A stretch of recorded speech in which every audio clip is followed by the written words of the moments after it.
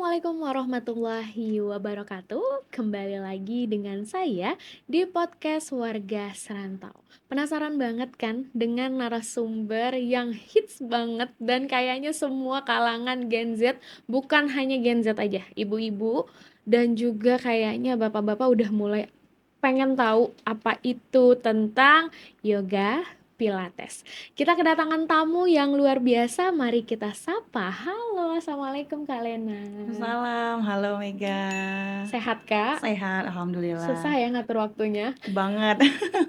Nggak bisa, masih aman Masih kok. aman ya. Boleh Kak Lena perkenalkan diri dulu sama seluruh warga Serantau yang mendengarkan podcast kita pada hari ini dan juga menonton, biar semuanya sapa, menyapa, dan saling kenal.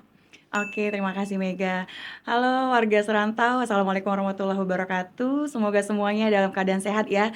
Perkenalkan, saya Lena Zahra. Saya biasanya dipanggil Lena. Kemudian saat ini saya sedang aktif di event-event yoga. Saya juga saat ini aktif mengajar yoga dan pilates juga di Batam. Keseharian saya seperti biasa, menjadi seorang ibu, menjadi seorang mama, menjadi seorang guru yoga juga, begitu. Wow, luar biasa. Kak Lena, kita akan mengangkat nih Kak Lena sedikit tema tentang yoga sebagai salah satu keseimbangan kehidupan untuk manfaat olahraga dan juga kesehatan mental di era modern pada saat ini. Kalau udah bahas era modern, di zaman sekarang itu sudah banyak sekali nih Kak, Mhm. tradisi-tradisi luar yang juga masuk ke zaman Benar. sekarang. Dan bahkan tuh Gen Z itu sudah mulai aware nih tentang menjaga kesehatan tubuh. Benar banget. Jadi kalau misalnya menurut Kak Lena nih, yoga itu membantu kita tuh lebih kepada kesehatan kita, kesehatan tubuh, Mhm. atau lebih ke mental dulu nih? Oke, jadi yoga itu dia bukan hanya sekedar olahraga biasa ya, jadi tergantung dari kebutuhan tubuh masing-masing. Dia bisa juga ke kebutuhan fisik, lebih bisa memperbaiki postur tubuh, bisa membuat tubuhnya lebih rileks gitu. Nah, untuk mentalnya sendiri dia bisa membuat kita itu lebih cooling down gitu, lebih tenang, lebih bisa mengatur emosi, lebih bisa mengatur stres, lebih bisa mengatur kondisi pikiran kita gitu, seperti itu.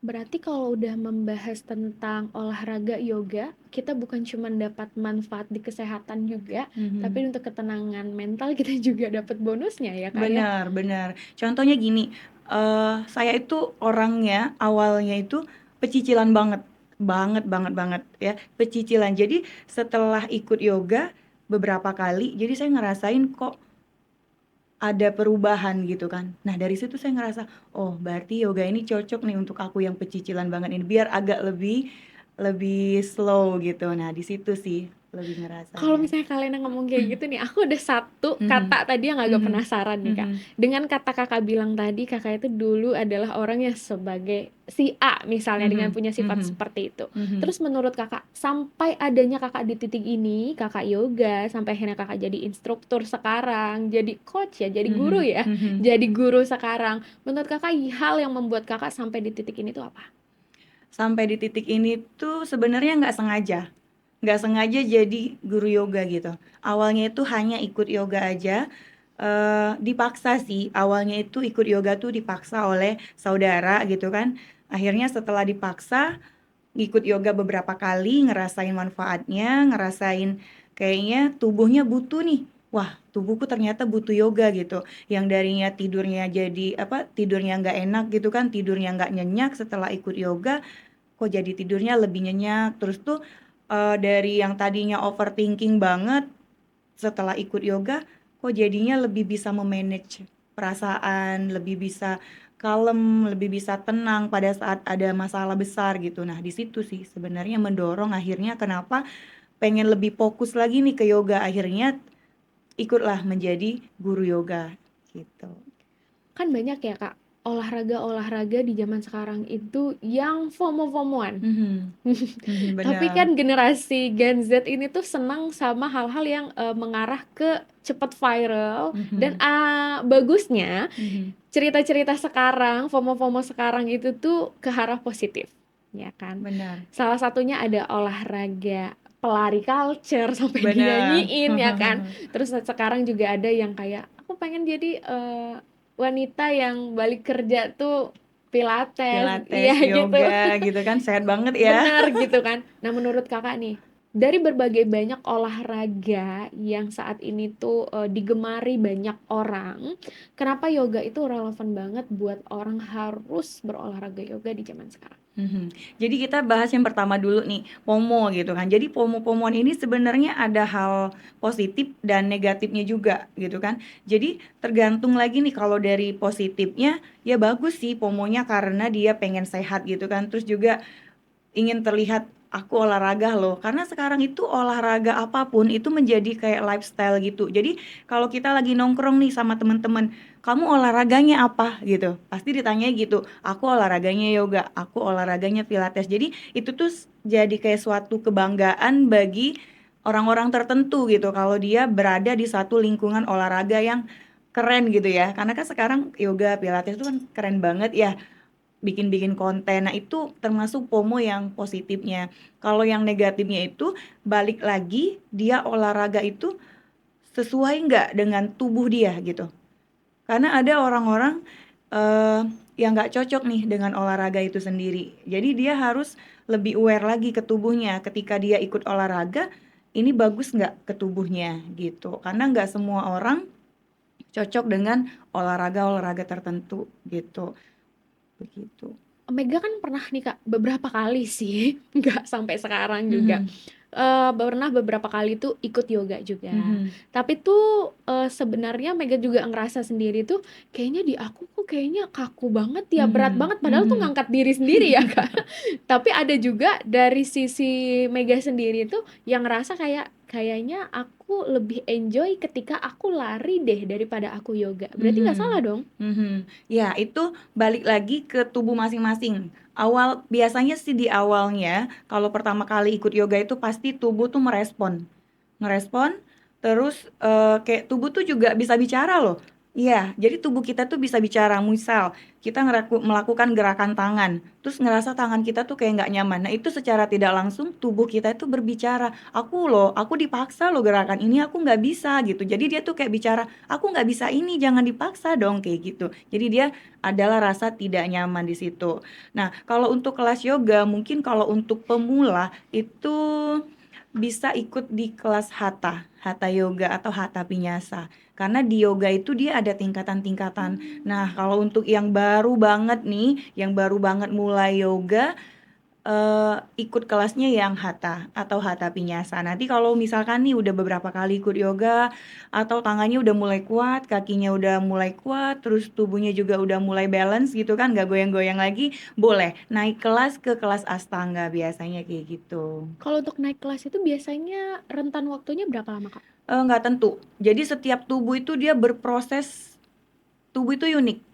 Prosesnya beda-beda. Bisa jadi nih, Mega ikut dalam 1 minggu tapi tubuhnya udah kuat gitu kan. Bisa jadi nanti temennya udah berbulan-bulan yoga tapi kok nggak ada ini ya, nggak ada peningkatan gitu. Jadi setiap tubuh tuh beda-beda, tergantung lagi dengan dia punya tubuhnya masing-masing. Oh, Mhm, I jadi nggak bisa see. diukur. Terus yoga juga, misalkan nih, ada juga kadang member tuh banyak datang, badannya tuh agak ini ya, berisi gitu kan. Terus ada juga yang kecil badannya. "Aku nggak bisa yoga deh, soalnya badanku tuh terlalu, maaf, gemuk," katanya gitu kan. Tapi yoga bisa. Yoga bisa untuk orang gemuk, yoga bisa untuk orang kurus. Tapi balik lagi tadi, untuk berapa lamanya, tergantung lagi dari tubuhnya masing-masing. Bisa jadi yang gemuk bisa lebih cepat, bisa jadi yang kurus nggak menjamin juga dia bisa lebih lebih cepat ininya, peningkatan gerakan-gerakannya, Berarti gitu. selama ini Megi salah mikir ya, Kak, ya? Mhm, Mungkin Megi selama ini mikirnya, "Aku kayaknya nggak cocok yoga." mhm, Atau mungkin kayak yang Kakak bilang tadi, karena memang ada kelasnya yang memang harus mhm. diikuti sesuai dengan tubuh Tubuh masing-masing, masing-masing. benar. Jadi tingkatannya itu memang harus dari bawah dulu, jangan langsung ke atas. Karena Kalau udah langsung naik nih di level yang udah jago-jago di kelas sementara kita baru mulai, pertama itu kayak kita ngerasa insecure dengan teman-teman di samping. Kok dia bisa ya, aku kok enggak gitu. Padahal bukan yoganya yang salah, tapi kelasnya salah masuk kelas. Jadi kelasnya dari nol dulu nih, dari kelas hatha dulu. Udah hatha, baru hatha pinyasa. Udah keren nih di sini, maksudnya udah mulai seimbang tubuhnya, boleh naik lagi ke yang astanga. Banyak alirannya sih kalau di yoga gitu, tergantung tubuhnya itu yoganya kebutuhan untuk apa, untuk gaya-gayaan, untuk pose-posan gitu, atau untuk memang memanage lagi tubuh kita gitu, karena yoga itu perjalanan diri ya. Jadi yoga itu bukan hanya sekedar olahraga, bukan hanya gerak sana gerak sini, manjangin tangan manjangin kaki, bukan, tapi dia itu balik lagi ke perjalanan diri kita. Contoh, misal nih, ada satu gerakan handstand lah biasanya di kelas itu. Jadi di handstand itu mengajarkan kita gimana caranya supaya kaki kita ini bisa sampai ke atas. Itu di gerakan yoga, tapi di kehidupan nyatanya, di kehidupan luar kita, sehari-hari kita, itu mengajarkan kita gimana caranya supaya aku bisa sampai ke sini, ke titik itu. Jadi kayak memotivasi diri kita, aku harus sampai nih di titik ini, gimana caranya gitu. Itulah yoga itu bukan hanya sekedar olahraga. Jadi dari mental kita, pikiran kita juga dilatih untuk bisa gitu. Aku di gerakan handstand aku bisa kok sampai ke atas. Kenapa di kehidupan nyata aku nggak bisa? Jadi itu yang dapat dari tubuhnya, kita dapat di gerakan yoga, fisik, mentalnya kita praktekin langsung di kehidupan sehari-hari, kehidupan yang sebenarnya. Oke, Kak Gitu. Lena. Menarik sekali dengan Mhm. kata tadi, kata Kak Lena, di kehidupan nyata itu berpengaruh banget dengan gerakan yoga. Mhm. Mungkin di minggu pertama kita nggak bisa ya, Kak? Nggak bisa.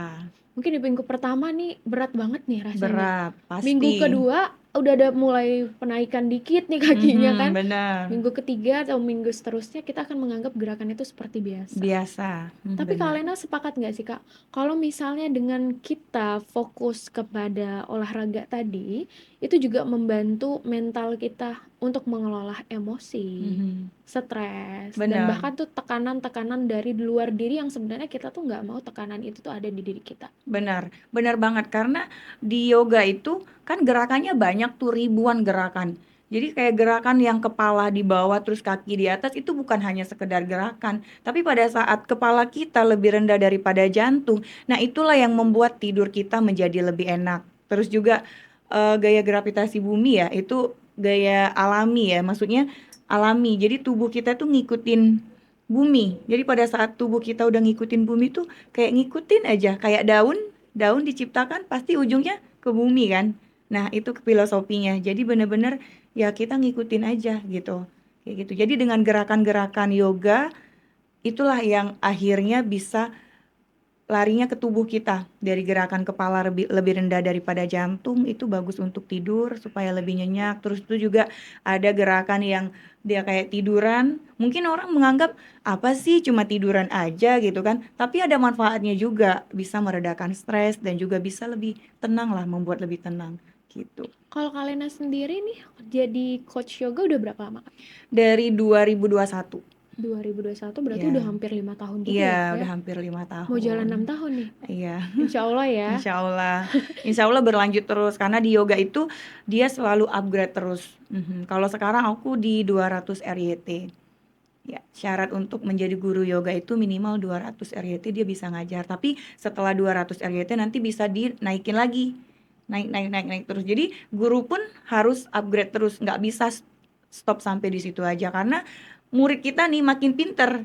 Kita nggak boleh stop di situ karena pada saat kita stop, murid kita pinter, kitanya nanti bukan kalah ya, tapi kita juga harus Stuck di mengupgrade situ ya. diri Oke. gitu. Jadi dia nggak ada batasan kalau guru yoga itu harus naik terus, belajar terus sepanjang jalan, sepanjang menjadi guru yoga, udah nggak stop di situ aja, terus jalan terus aja belajar terus Aku gitu. percaya nih Kak Lena, bukan cuman Mega doang yang penasaran, tapi seluruh warga serantau yang ngedengerin dan menonton podcast kita pasti penasaran. Yoga itu beneran bikin awet muda gak sih kayak Kak Lena? Bener banget.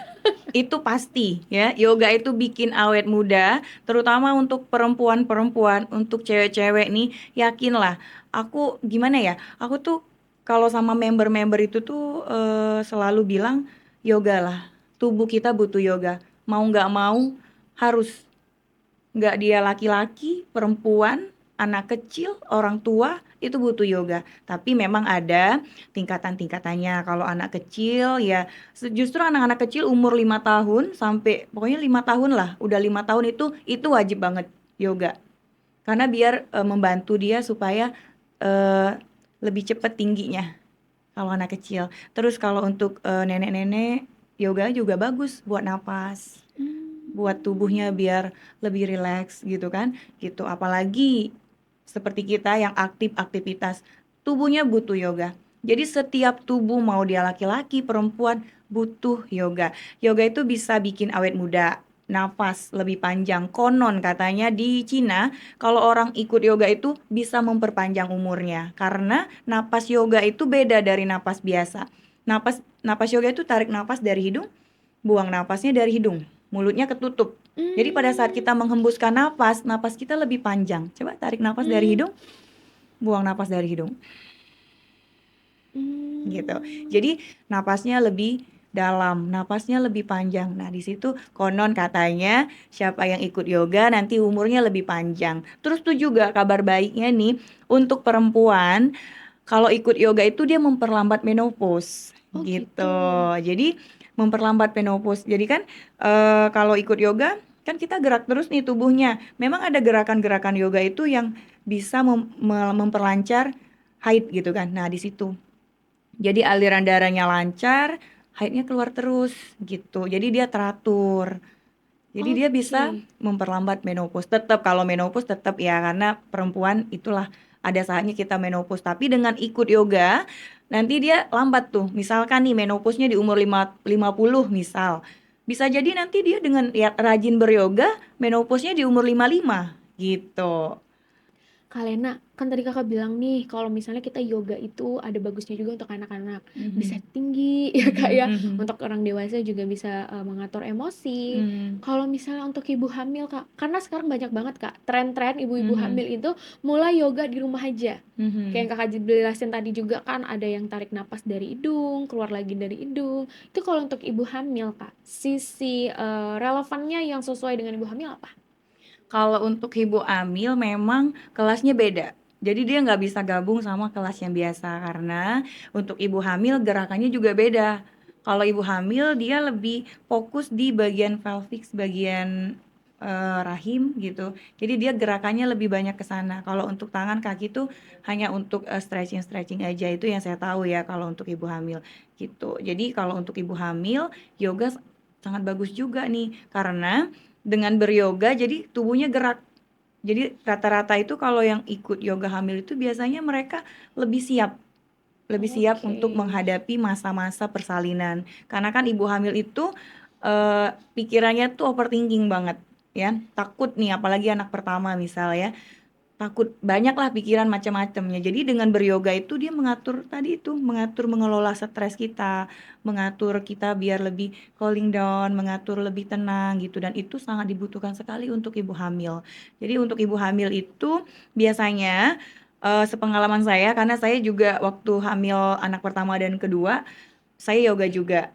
Yoga sendiri di rumah tapi karena memang udah punya basicnya ya. Jadi yoga sendiri di rumah sekitar umur 4 bulan hamilnya udah nggak mual lagi nih, udah aman nih kitanya, harus aman dulu nih maminya. Kalau maminya udah aman, udah nggak ada mual-mual, boleh yoga gitu. Mulai dari 4 bulan biasanya udah bisa sih. Mhm. Oke.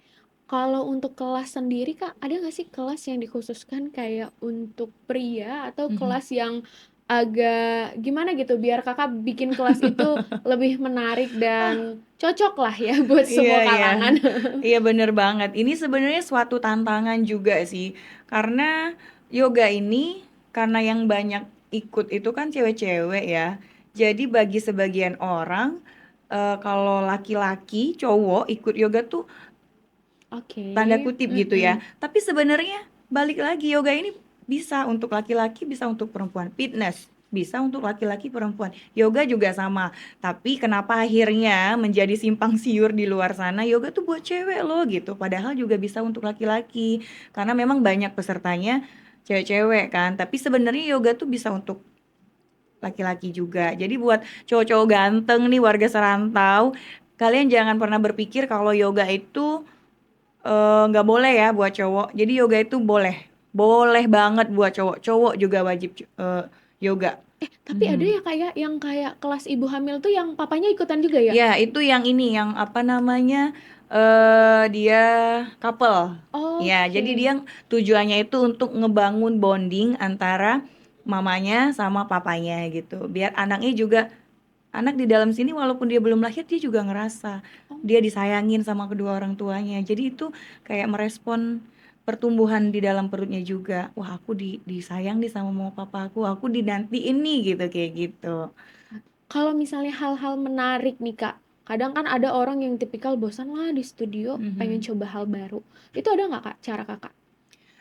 Sebenarnya bukan orang-orang sih, saya sendiri juga bosen sebenarnya. Berarti sama ya kita ya? Sama, benar. Jadi saya tuh, punya misi sendiri untuk diri sendiri gitu kan. Karena kan memang setiap hari ngajarnya di studio. Jadi awalnya tuh aku punya niat, wah aku nggak bisa nih di studio terus, aku minimal sebulan sekali aku harus healing lah gitu kan. Mmm, Nah jadi dari niat untuk diri sendiri awalnya, akhirnya terciptalah setiap bulan itu selalu ada event outdoor. Jadi sekarang itu aku lagi aktif nih setiap bulan mengadakan event yoga outdoor gitu bersama teman-teman praktisi yang mau join gitu. Biasanya aku selalu share di media sosialku jadwal-jadwalnya gitu kan. Untuk di bulan ini tuh ada di tanggal 28 Juni ada yoga outdoor kita gitu. lokasinya? Lokasi Lokasinya di daerah Batam Center di Pedal Hills gitu. Jadi buat teman-teman sambil promosi juga ya. Warga-warga serantau yang mau join boleh banget, karena juga nanti ada serantau nih yang liput ya. Warga serantau pastinya banyak banget ilmu dan manfaat-manfaatnya kalian buat mendengarkan dan menonton podcast Serantau Media. Next, kita juga bakal mengundang narasumber yang luar biasa yang menemani kehidupan kita di era digital dan era modern ini untuk tetap terus berkembang. Dengan saya Mega, sampai ketemu lagi warga serantau. Assalamualaikum warahmatullahi wabarakatuh.